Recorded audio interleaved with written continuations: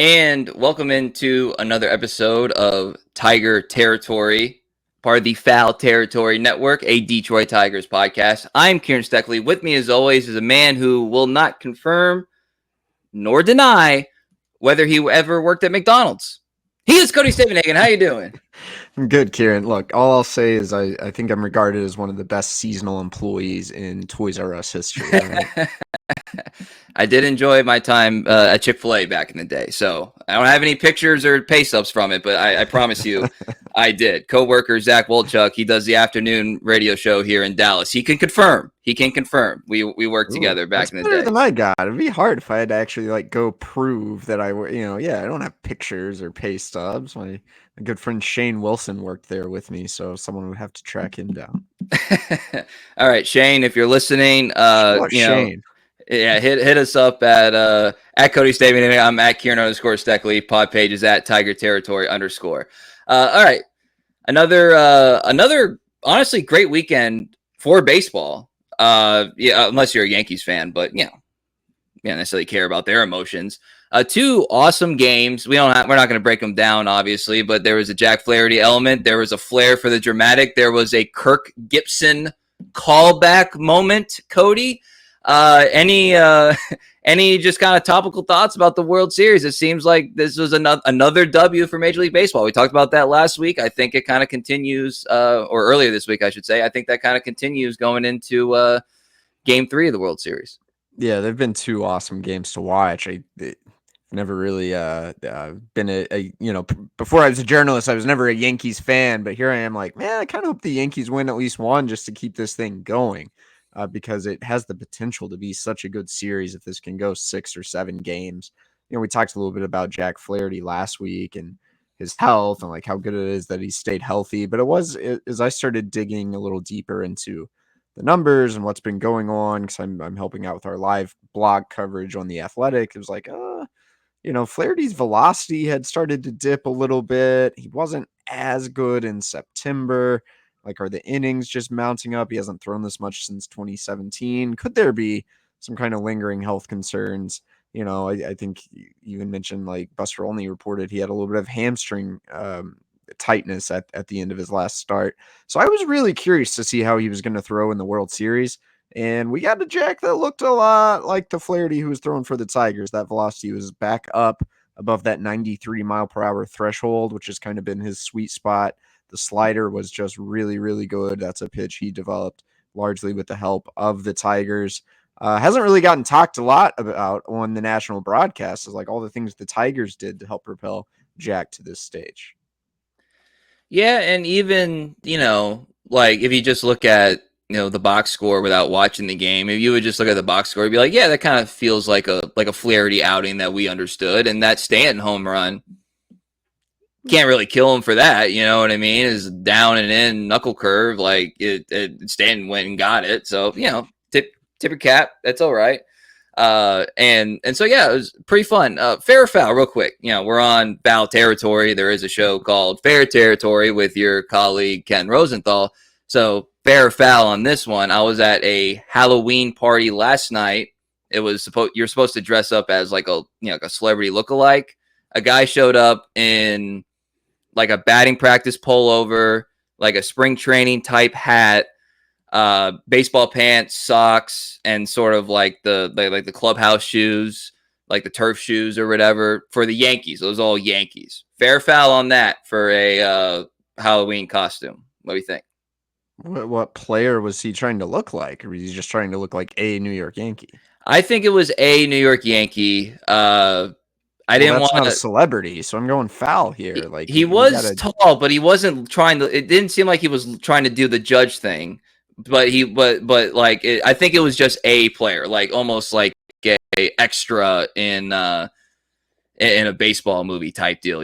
Just like a guy in the clubhouse type deal. So okay, I mean, I think that's a fine costume, but if you're wearing that to a celebrity look-alike party, I think you come out with an F because you didn't dress up as a celebrity. You dressed up as a generic member of the New York Yankees. That's you didn't look like anyone. So yeah, just like an extra in probably the Yankees or something, or Major League in that scene or whatever. So all right, well, I was curious. Your boy went as Vinny from Jersey Shore. Ooh. and the wife went as circa like 2013 Miley Cyrus. So big hits at the party. So Our listeners probably don't care about this, but I'm dealing with a little bit of a conundrum this week in that like I'm at a weird age where a lot of people, either like have kids and Halloween's all about the kids, or they're like, kind of out of just the straight up partying phase. So I don't really have anything to do this Halloween, and I'm like, I mean, I don't have any kids. I wouldn't mind going to a little party or something, but there's not much going on. So I'm hoping, something comes up in the next few days so I can enjoy Halloween a little bit. this is the last thing I'll say about it. Last night was the perfect mixture of like people like me who and my wife obviously do not have kids, and then sort of like the young retirees Ooh. who are like living life up because they got no everybody's out of the Low key, nest, you those are the know. ones who are really bringing the vibe to the Oh, party. they were going ham. Let me tell you, they were going ham. All right, back to baseball, real quick. Another topical event, literally just a couple hours ago. Actually, we talked about George Lombard and his candidacy for the Chicago White Sox, and actually, I'll just kind of give a little bit inside baseball here, Cody. We were texting about the topics, and I was like, all right, anything kind of you gotta get off your chest, anything you really want to talk about before like it might be too late or whatever. And he said, well, let's talk about like the pros and cons of George Lombard potentially like being the White Sox manager. And I was like, all right, cool. And then you just kind of sent LOL John Heyman's tweet about how he is out. He didn't say not like it was weird how he phrased it, and phrasing is kind of key on these. He didn't say would remove name from consideration, and he also didn't say like the White Sox have narrowed focus. He just kind of said like Lombard out. Looks like they're gonna look at Phil Nevin, Grady Sizemore, and Will Venable, excuse me.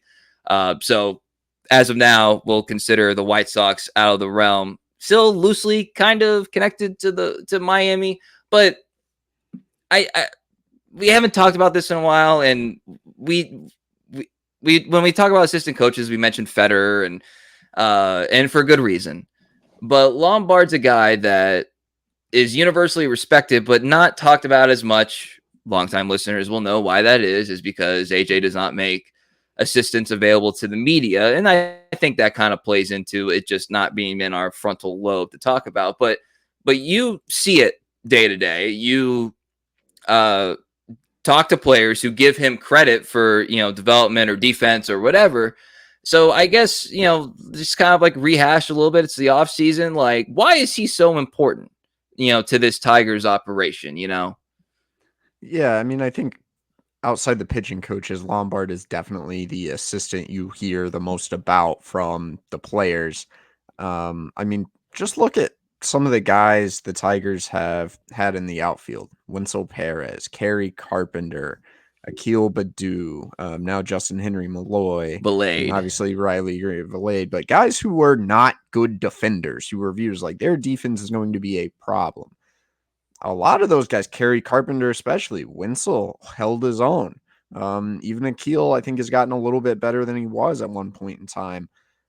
They all attribute it to their work with George Lombard. I mean, I think he's a really good outfield coach. Generally runs their outfield positioning. If you look into the super advanced metrics, you will see the Tigers over the last couple of years rank toward the top, if not the top, on the percentage of fly balls converted to outs in the outfield. That's somewhat a tribute to the players, but it has a lot to do with positioning.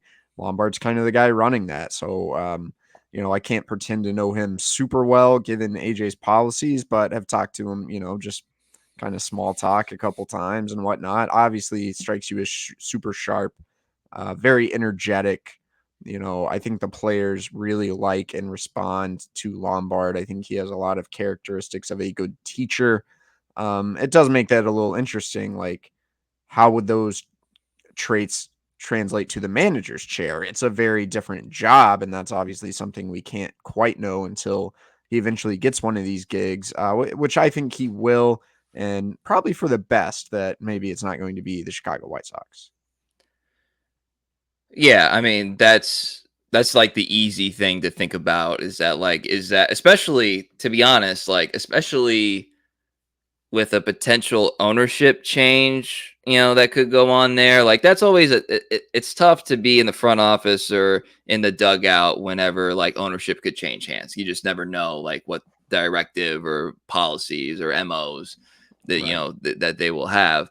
But what's curious about him being connected to these two, and it didn't get that much pub at the end of season news conference, partially because everybody's looking forward so much, is that like AJ seemed like, pretty confident, or excuse me, confident that there wouldn't be any departures in the coaching staff. Obviously, in his short time, he's already lost a member of his hitting staff to the aforementioned New York Yankees. So that part was kind of curious. Did it kind of raise an eyebrow for you, the fact that you just assume that Lombard's going to be at least a name thrown out there for any managerial job that is viewed as a growth opportunity? I don't know if he would like take over like the Dodgers if Roberts like was no longer Right. there. They might want to look for someone established, but you know what I mean? Like a growth opportunity job. He's going to be a name thrown out there for all of them. And it was a little curious to me that AJ was like, yeah, I expect, everybody back. Whereas he could have easily just been like, well, I'd like to have everybody back, but some of these opportunities present themselves. You just kind of never know. That's the business. You know what I mean? Like Yeah, and I would think that still probably stands well for George, maybe even other coaches. Teams are still going to be hiring, for the next couple weeks, and especially the couple weeks after the World Series. So always something to keep an eye on. I was a little surprised just because it's rare that a full coaching staff returns. Maybe someone has just decided they want to work closer to family, or they want to get out of the biz because it's so hard, or maybe some guy kind of lower on the coaching totem pole just isn't the right fit, even if they did a good job, like things like that. So I think that's a sign of the strength of this Tigers coaching staff. I guess AJ could have qualified it with like, and we'll see what happens with George. But I think at that point it's like, well, we accept George back unless something else comes along. I think that kind of goes without saying. Now, I think it was pretty clear the only two real openings were going to be Chicago and Miami. And it does make you wonder, like, we can't say for sure because we don't know, but like, would George Lombard have really wanted either of those jobs? And that's where it gets tough because they're only 30 when you're trying to get your first gig. Beggars can't exactly be choosers at the same time. Chicago, I mean, that's a train wreck. You have not sure working for Reinsdorf is great. Not sure ownership uncertainty is any better. Like that just seems like one of those gigs where you're bound to get thrown in there for 2-3 years, get fired, and then who knows what happens. Miami may be a little different. Not a great market. They're not going to spend a lot of money, but Peter Bendix is running that front office now. Gabe Kapler's in that front office. Like I could see that down the line becoming a good situation. But if I'm George Lombard, I'm trying to get something kind of in between, which I don't know. You can't always get the perfect scenario, but think of the Astros team that AJ took over. Before the Reds hired Terry Francona, because if Tito's willing to come work for you, you hire him. But I was like, that could be a job where it's a young team, but they're still on the rise. Like that on paper seemed like a really good fit. Obviously, though, the problem you run into with any opening is like people are going to want somebody with managerial experience. So a tough position to be in, but I think, if this offseason isn't the time, it's good that George's name has continued to be in the ring. So it kind of, you didn't hear as much about it the past couple off seasons as like his first off season with the Tigers, where he's really a hot commodity. Now that the Tigers are winning a little bit, like if the Tigers continue to make the playoffs, that helps George Lombard probably as much as anyone out there. Yeah, and really the first time we can say this is that now he's in a situation that you feel good about the possibility of raising your profile. Whereas before, you might have to like really nail an interview because like, oh yeah, well, you gotta sell your fan base on hiring the bench coach from a team that lost 89 games last year or whatever. You know what I mean? Like that's just part of it. So I mean it would be a good thing if AJ has his staff poached, like for all the reasons. It's just like anything else, right? And like the Lions, we just saw the offensive display they put on Sunday. Like they've gotten, I would say, fortunate, but also create a situation that they didn't have. Like Ben Johnson didn't feel like he had to leave. So like I'm sure he will eventually, but he never felt like he had to leave. And then also he was better compensated. I don't think necessarily that's something that's going to happen with Lombard, but you have to feel good about ownership and situation and management and team in order to feel like you're still kind of putting yourself in the best position. And I do believe that he is still going to be in the best position possible to take one of those jobs. I like what you said about the Reds there. That and they didn't really get a lot of publicity.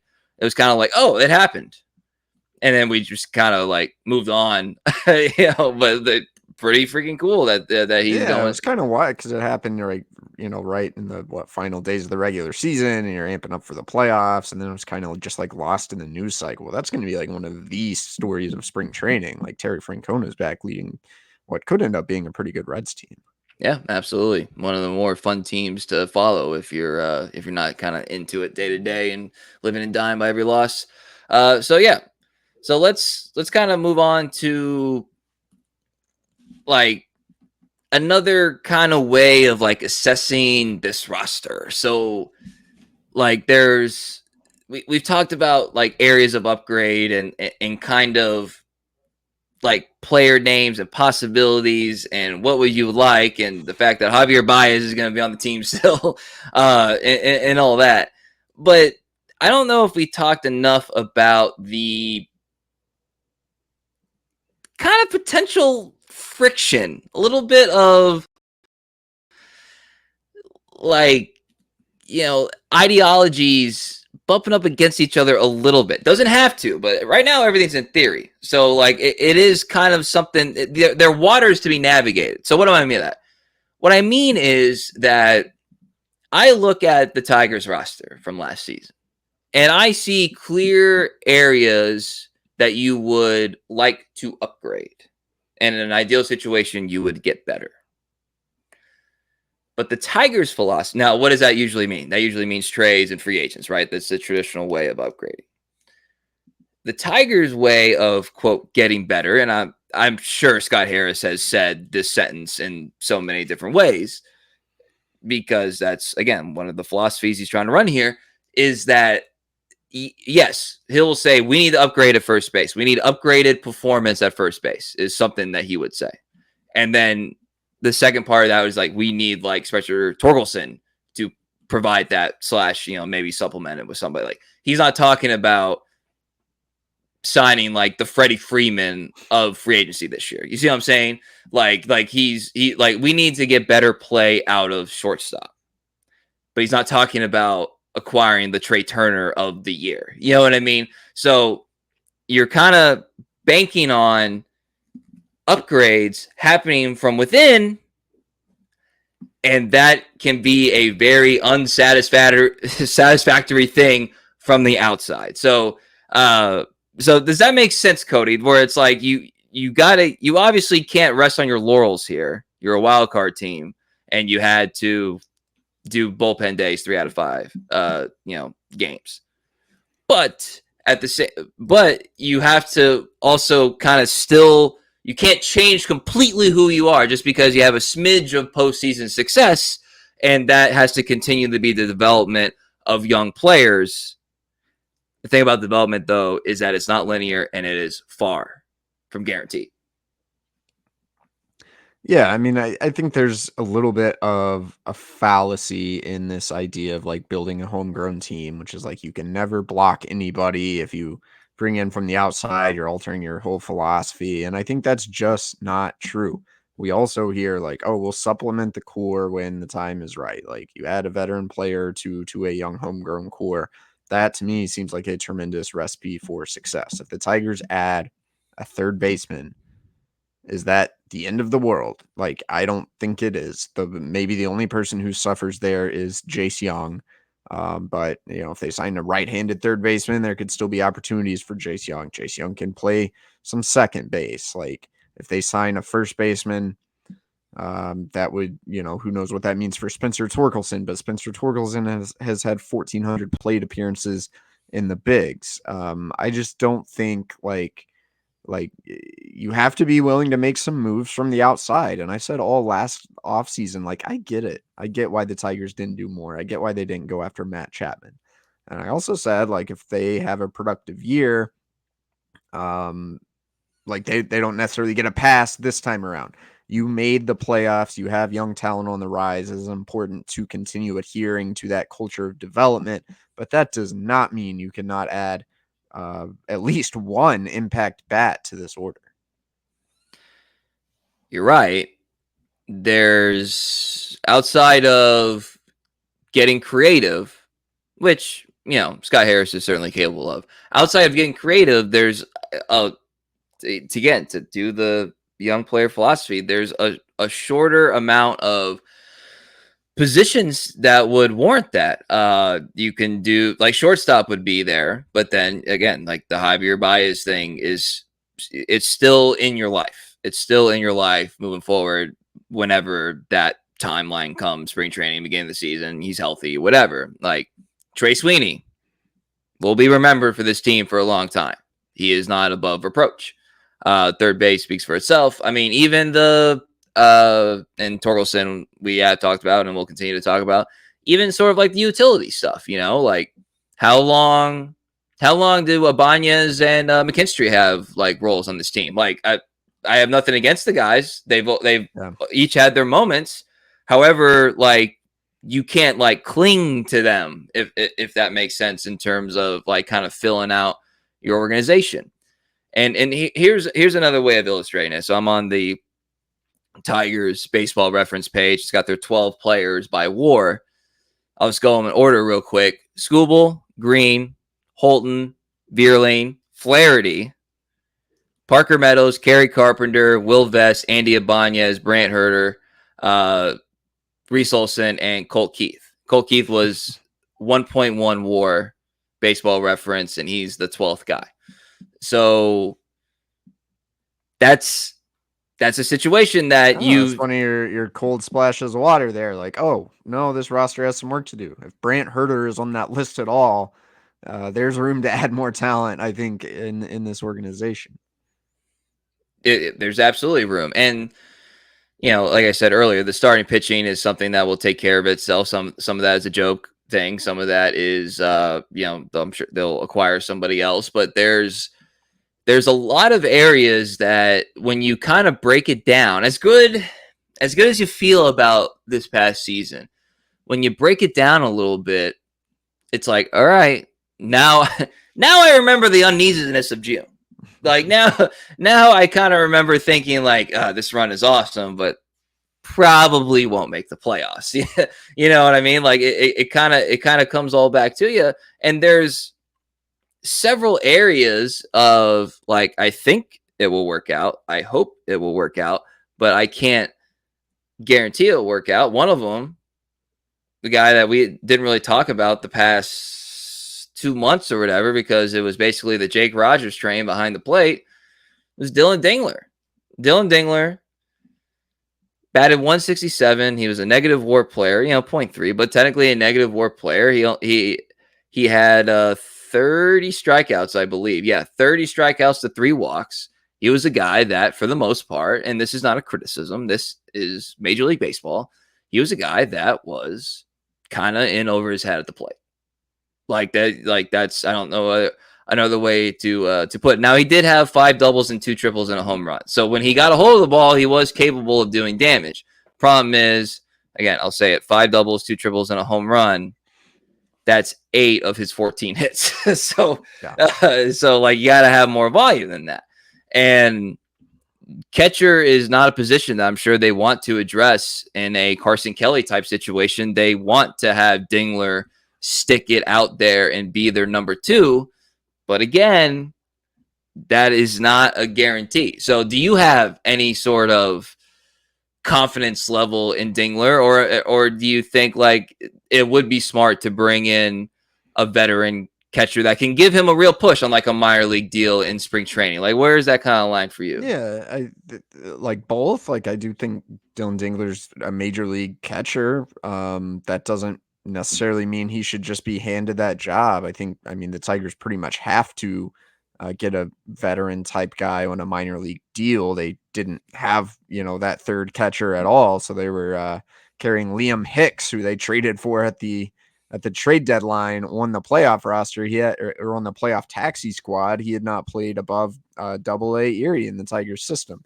They've got to bring someone in, and I think it should be someone that could have a legit chance to make the roster if Dingler has a rough spring training. I think in an ideal world, Dingler is your kind of number 2, or maybe even eventually rises to the true tandem along with Jake Rogers. But, it's a little bit of a test. Like, yeah, Ding's going to need to play. He's going to need some time to develop.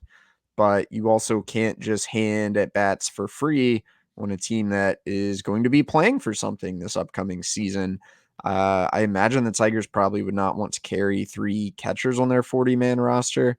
But I think it has to be a consideration. You could even argue, I don't know, would next year's team be better if the Tigers brought back Carson Kelly? I feel pretty good about it.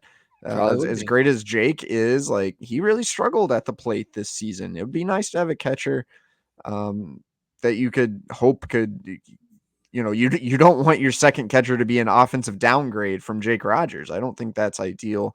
I think ultimately Dingler is going to be a pretty similar player to Jake with a little bit more upside in the bat. But it's going to take him some time to get there. So super curious to see, if that means he's the guy early in the season. And if he struggles, then what? There definitely has to be another realistic third option, at least on a minor league deal. Speaking of Jake Rogers, we haven't addressed this in a while. We got a question about it on X, so we'll just kind of put it out here right now. The it kind of gets thrown out there as could he be one of those sleeper extension candidates? I'll just say my opinion real quick, Cody, then you can kind of give your more finely educated opinion. To me, it's a situation that is, I don't know. Does it seem too harsh? Unnecessary. You don't have to do it. He's under team control still. He's 29 years old. He is looking up right now. He's not going to be eligible for free agency until 2027. There's not a need to do it, in my opinion. And he is not somebody that as great as he was behind the plate, his WAR last year was 1.0. Yeah. So he is not somebody that is. Again, I like Jake Rogers, so I'm not trying to seem too harsh here, but he's not somebody that you bank on being a franchise pillar. No, I mean, let's just be real. Obviously, I love Jake. If you're asking me, should the Tigers extend him? It's a hard no. I'm pretty sure if you ask that to Jake, he'd be like, "Yeah, that's probably not a thing that's going to happen." The reality of the situation is he's under team control at a pretty cheap rate. There's no incentive for the Tigers to mess with that. And if you want to start talking 4 or 5 years down the line, you like what Jake Rogers is doing, but there's a world where maybe Dingler becomes the guy who has a higher upside. And then you have Tyron Lorenzo and maybe he can stick at catcher. And then you don't want you don't need Jake Rogers. If all goes according to plan, this thing might time out kind of well, where just as Jake's eligible for free agency, you have some other young homegrown catchers who perhaps could be even better. That's obviously the best case scenario version of event, but that's, I think pretty cut and dry why you would not mess with extending Jake and most catchers in general, right? It's a hard taxing position. Most catchers don't hit that well unless you have a Salvador Perez or a JT Realmuto. Catcher can be kind of a volatile position, and there's just no need for teams to extend guys like Jake. Yeah, I agree. All right, Cody. Some fun little conversations. I feel like that was a good foundation. We can kind of build on it, and then once we kind of get some more indications or even some other news, we can kind of better shape what we think the Tigers are going to do. As I've said before, it's going to be an increasingly short off season as we are here on the verge of November. Anything else you wanted to get into before we jet out of here? No, not really. But while we're on that topic, the Tigers 40-man crunch, we're only a couple weeks away from that being a thing. Who's going to get tendered a contract? It's kind of interesting because I think there will definitely be, obviously some departures, some guys they have to protect on the 40-man. You just kind of look at things. It's well, they're not really, this is a sign of the team's growth. They're not really losing anyone notable. Like I'd say Akil Badu is the one name that stands out that fans know well, that has been a likable player, that's had tastes of success, who has probably reached the end of his rope with the Tigers. And there's some other guys who may not be back either, but as we look a little bit closer, it's going to be interesting to see. Two names you mentioned, like Andy Ibanez, Zach McKinstry, guys who have had a role and filled it. Do the Tigers still see a role for them? Are they guys you bring to spring training and see what happens? Or if you're trying to clear some 40-man spots, if you're really hoping to make an impact signing or two, could a player like that get pushed out? I think those are some things to chew on here for the next couple weeks. Yeah, I mean, it's very possible when you have an emotionally satisfying run like the Tigers just had, it's very possible that there could be a guy that you have some sort of like emotional attachment or association to, could not be on the team next year because, they're good enough to do what they did. They weren't good enough to just kind of run it back completely. So, by the way, good position to be in.